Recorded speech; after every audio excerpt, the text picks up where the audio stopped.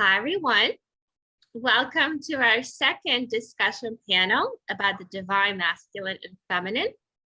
So I'm going to go around and introduce, everybody, I'm going to let everybody introduce themselves who's on the panel today. Whoever wants to go first, I'll go last. Everybody's Tiara, go ahead. I was like, well, since the audience kind of met me last time, I was going to let Sarah go first. But hello, everyone. My name is Tiara. I am, my official day job is a brand management consultant. I also run a lifestyle brand called The Cool Cultivate, where we talk about the light things about femininity and just helping women be able to develop a healthy relationship and rest in their femininity. And hello, everyone. My name is Sara. I am from Slovenia, and I am a holistic mentor for women, and I guide women to connect with their bodies, and lately, especially with their wombs, so that they can have a better connection with themselves, that they can heal themselves and really live out their potential. And a big part of my work has been working with around the menstrual cycle. So from like all aspects of life, from movement, nutrition, relationships, really how to live with our menstrual cycle, which is our natural rhythm. And I've come together with Ines, who was on the panel last time, we founded together the Back to Balance Academy for Women. And there we focus mostly on women who suffer from painful periods and early stages of endometriosis. Great. And my name is Svetlana. My day job is I'm a speech therapist. Kind of probably going to be moving away from that more into kind of my spiritual interest. I started my little YouTube channel about over a year ago, and just recently had the idea to start a discussion panel because just seeing how the issue of the divine masculine and feminine has been discussed across different panels, different podcasts. And I had kind of my own vision, and I wanted to bring people together to discuss how they're working on their energies and what they're doing so that different people connect with different, messages. So the way the panel is run, as a host, I'll have a specific question to everybody, and kind of within the theme of divine masculine and feminine, and then so I'll have everybody answer. I'll go last, and then we'll kind of have more of a discussion. So the question for today is kind of twofold, and it's how do you work to balance out your masculine and feminine energies, and how do you use these energies in your day-to-day lives? So Tiara, why don't you go first? Okay, is it okay if I start with the second question first? Okay, yeah. I was like, I don't know if you wanted in a specific order. Okay, so with how I use them, because it does speak to how I balance them. When I am in work mode, as I think I kind of mentioned on the last panel, I am in my masculine. I'm all about production. I'm all about strategy. I'm all about being analytical, logical, and I'll get to where my femininity kind of takes place in that. And then outside of work is where I'm the nurturer. I love taking care of the home. I love creating. I'm never not creating stuff. So how I manage to balance those things, because in my work life, if I stay too much in my masculine, it can be hard for me to turn that off, or because I can be so straightforward, it can be hard for me to it's almost like I'm misunderstood. I think that was the word I used for years, was that I was misunderstood.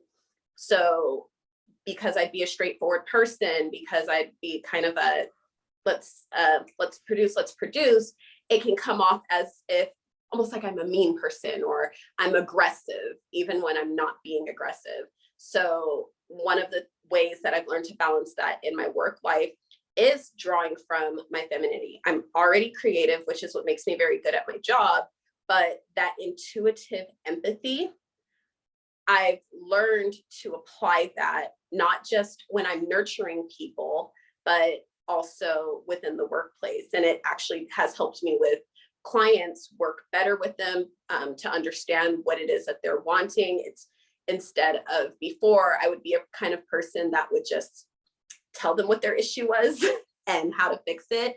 Now I'll ask them questions and let them kind of come to that conclusion on their own.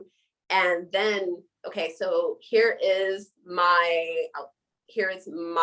solution to that issue. And it has helped me a lot more with business. I find myself less stressed when it comes to people, because I'd be like, what did I do? This person's over in a corner crying, and all I said was, you need to do this better. So in my professional life, that's how I've learned to kind of balance those things. And I've learned, obviously, being a creative, I can't be too creative in that, in my professional life. I can't be too feminine either, because when I get too feminine, I become emotional. One of my favorite moments was, this was before I became a brand management consultant. I was working as a sales girl, and one of our jobs was basically we had to kind of reset tables. It was visual merchandising, basically what I was doing. And my manager came through and just told me 2 words: this is trash. Well, that was 3 words, but he was like, this is trash. But he said it in a playful way. And he just kind of, he was like, you need to do this over. And when I asked for kind of feedback on what it is I do, he was like, you know what to do. You just need to do it better. And so I got frustrated naturally, because I'm like, I don't know what it is that you want. And that led to me crying in the middle of the floor. I got so irritated that I started crying. And I just want to interrupt for a second. I'm sorry. I literally watched Devil Wears Prada yesterday. I mean, that's like an identical situation. Like, you never ask Miranda a question. Don't ask a question. Yeah. For him, tell somebody else your problems. When I'm able to look back at that situation and kind of apply that masculine energy, I understood what he was doing. He was telling me, basically, because him being too much in his masculine and not enough feminine, he couldn't actually express it. What he was telling me is, you're overthinking this, Tiara, and you're doing a bad job by overthinking it. But instead, he's like, you know what to do. So I'm frustrated, because I'm like, this is not what you want, and I don't know what you want. And I'm an artist, so I'm sensitive about my stuff. So naturally, I started crying, and I was so embarrassed after that. Because I'm pretty sure anyone who's been in an emotional state at work, you get that conversation: do you need to go home for the day? And so naturally, I went home so embarrassed. I was like, I'm great. Now I'm the girl that cried at work because they didn't like my table. So, I've learned I also can't be too much into my feminine. And as I've kind of grown and matured from those situations, it became more of a masculine front. So in my day-to-day work life, that's how I've learned to balance that. Now, in my home life, I am very much in my feminine. Again, I think we discussed this a little bit on last panel when we talked about wounded femininity. I've had a wounded femininity and didn't realize it. So how that would show up in my life was through codependency. That was like the big thing, was codependency. I would try to kind of over-explain on situations, and that I didn't need to even explain myself for the first time. I had a hard time telling people close to me no. when I needed to recharge, and that would lead to me, again, going into very much an emo mode. So in my home life, and I also got to a place where I started getting overwhelmed with tasks. And it does happen to me now because I am not only a business owner, I'm a business owner that works from home. And that can be really overwhelming when you're seeing pretty much the same four walls all day. It can kind of drive a cabin fever feeling. So the things that was my escapism when I worked outside of my home, stop doing that. Me wanting to create, I would create through cooking. I'd go tend to my rose bushes in the garden. It was always something like, if my mind became too much before, I would go create. And something happened to where it just fell into emotion, and that emotion was leading into depression. So how I've learned to balance that was bringing in that masculine energy, where I'm not necessarily compartmentalizing, but I started thinking more strategically with even how I run my home, how I do that with business. I say the question that I'm always asking myself when I have too much to do is, what is the highest leverage thing that I can do right now? I still get to be creative. I still get to do, all of my little feminine things. And because creativity is a form of self-care for me. I know for a lot of people, when you hear self-care, it's go put a sheet mask on and take a bath. And that can be very helpful too. But for me, that self-care is when I'm creating. I tell my sisters that's like when I feel the most connected even to God, is when I'm creating stuff. So, but I experienced that block because there was so much going on. I was overextending myself emotionally and it was draining me. So now that I have to bring that masculine energy in now, and that's always my question, what's the highest leverage thing you can do? Is this a high input day? Is this a low input day? Because I know that I have to work. So if it's a high input day, if it's a low input day, that means that I have too much to do with work. So as frustrating as it can be, I'm like, the dishes in the sink can wait a day. You know what? I'm not cooking today. As much as I love to cook, I don't have the bandwidth for it. Just like I would say in my business with resources, we don't have the bandwidth for this, or we don't have the resources for this, or let's pull into better resources. Now I do that. I'm like, okay, I'm going to go order some Mediterranean food through Uber Eats because I'm not cooking today. And it's the high leverage thing. I get to rest, recharge. Huh? It's nice that we can do that. Yes. Just click. Yes. And it comes to you. Mm-hmm. I have Instacart, and yeah, like sometimes I just write in the notes to the delivery guy, like, bless you. Oh, Sweet. so sweet. Thank you for existing. Yes. Because I don't want to go anywhere. Yes. Shout out to all of the food delivery drivers. We Yes. would not be able to exist without you. The world we live in. Okay. Tiara, anything else, or I think that's it. okay. All right. Sarah, why don't you go ahead? Yeah, I can say that I kind of explored both sides of the spectrum of being too much in my masculine, too much in my feminine. So for a few years, I was definitely completely in my masculine. I was just seeing work. I was actually studying, running an international student organization, having a couple of side jobs on the side. And I was all the time doing something. And in my head, like when I was, before I went to sleep, my head was still buzzing. The second that I woke up, I already had thoughts in my head. I heard the phone ringing when it wasn't ringing. So I was really completely just in go, go, go mode.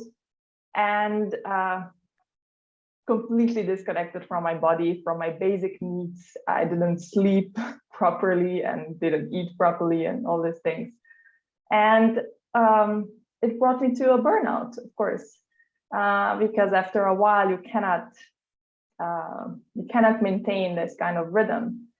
And I got very lucky in a way, because at that time I was able to make like a big life change, and I moved away. I took like a year off, and I went really into my healing journey, and very much into connection with my feminine. And then what was happening for the next few years was that I think I was too much in my feminine, because I was trying to protect it.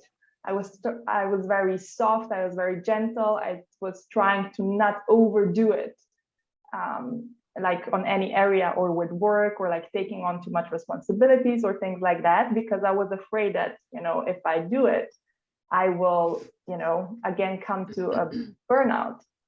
And now I can say that I am in this, let's say, balanced middle most of the time, or like at least I understand what it is and how it can look like. And how it looks on a daily basis for me is that in the morning, I need some time for myself to just nurture myself, to either move in a way that feels good that day, to meditate, just to do something for myself, and to spend some time on my own before I jump into work and before I collect online and all these things. And I found that this is really crucial for me to then stay also balanced throughout the day and productive. And then what I saw for the thing is, I could still spend days, let's say, in this energy and just creating and dreaming. I'm a very creative person. And what was happening in the last, in those years when I said that I was too much in my feminine, I had all this creative ideas. And even sometimes now I still laugh when I like search for some documents and I find all these drafts for projects, and I'm like, oh my God, I had so many things, lined up, and all this, oh yeah, let's create this. And then I didn't pull through with them, because when it comes to this execution mode and like getting things into action and like going through, those little hurdles that come on the way, I didn't push through. I didn't have enough of this drive and this masculine active energy to pull me through the process. And so now I found out I need to have some some system, let's say, or some boundaries. So how I try to plan my day is also that I set time blocks for the things that actually matter, for the priorities, and that I sit with them and work through them. And also what I like, just like Tiara said, often what happens for me then is like, when you are in this working mode, you it's kind of easy to get stuck in that working mode. And so I found that taking regular breaks where I do something, let's say, again, something more feminine, or whether this is just like a 10-minute break for stepping outside, or for doing a short meditation or movement practice, or maybe taking time to cook lunch or something, that those are the activities that then bring me back to, okay, I did some work, now I have some time to reset, let's say, and then I get the creativity back, and this energy that I can go back into working on something. So that's how it works like through the day. But then the main thing that has helped me to really understand how I can work with those two energies is when I started living according to my menstrual cycle. Because we go through all the 4 different phases, they all bring different energies, and some of them can, you know, have more masculine energy, or like we can benefit from, we can leverage actually if we are more in the masculine in one phase. Let's say after the period, when our bleed ends, it's really the action time. So that is the time when we can really benefit from embracing our masculine and like just going for it, like with no excuses, and just taking action on what is it that we want to do. And then the opposite is, for example, like in during the menstrual phase, it's really crucial to rest. And this is something that I always honor, because I have seen that it impacts my energy throughout the whole month, if I do rest when I'm on my period or if I don't. So yeah, those are the main things. And another thing is also that, you know, or maybe this is just how I see it, is that the masculine is more like straightforward. It's more clear how the masculine looks like, and the feminine has many layers and many expressions.